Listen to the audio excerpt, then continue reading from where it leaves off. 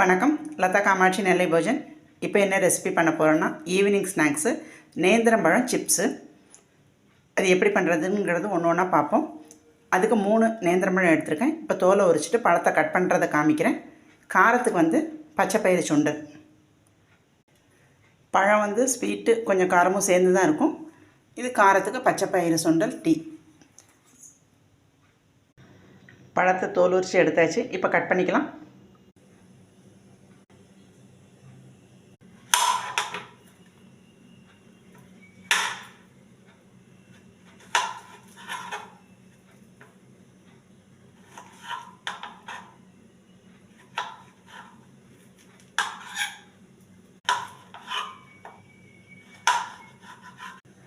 நேந்திர பழத்தை கட் பண்ணி எடுத்தாச்சு.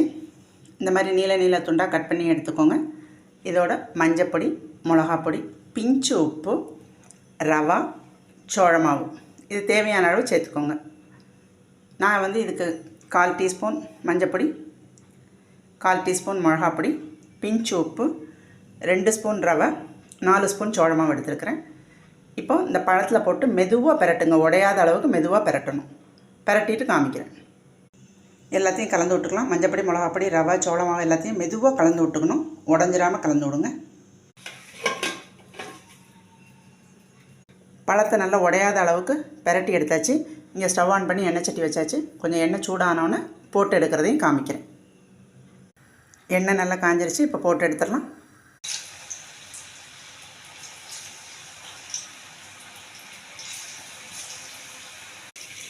ஒன்று ஒன்றா போட்டாச்சு. போட்ட உடனே கரண்டி போட வேண்டாம். ஒரு 2 நிமிஷம் கழித்து போட்டுக்கலாம் நம்ம. இப்போ பிரட்டி கொடுத்துட்டேன். ஃபஸ்ட் ரவுண்டு போட்டு எடுத்தாச்சு. இதே மாதிரி எல்லாத்தையும் போட்டு எடுத்துக்கலாம். இதை நேந்திரம்பழம் ஃப்ரெஞ்ச் ஃப்ரைஸ்ன்னு சொல்லிக்கலாம், நேந்திரம்பழம் சிப்ஸுன்னு சொல்லிக்கலாம், நேந்திரம்பழம் ஃப்ரைன்னு சொல்லிக்கலாம். எல்லாமே நம்ம விருப்பம்தான். ஆனால் நேந்திரம்பழம் ரொம்ப ஹெல்த்துக்கு ரொம்ப நல்லது. எல்லா நேந்திரம்பழத்தையும் போட்டு எடுத்தாச்சு. ஸ்வீட்டுங்கிறதுனால கொஞ்சம் கலர் இப்படி தான் வரும். சாப்பிட்டு பார்த்தோம். உப்பு, உரப்பு, இனிப்பு எல்லாம் நல்லா இருக்குது. இந்த ரெசிபி பிடிச்சதுன்னா லைக் பண்ணுங்கள், ஷேர் பண்ணுங்கள், சப்ஸ்கிரைப் பண்ணுங்கள். நன்றி.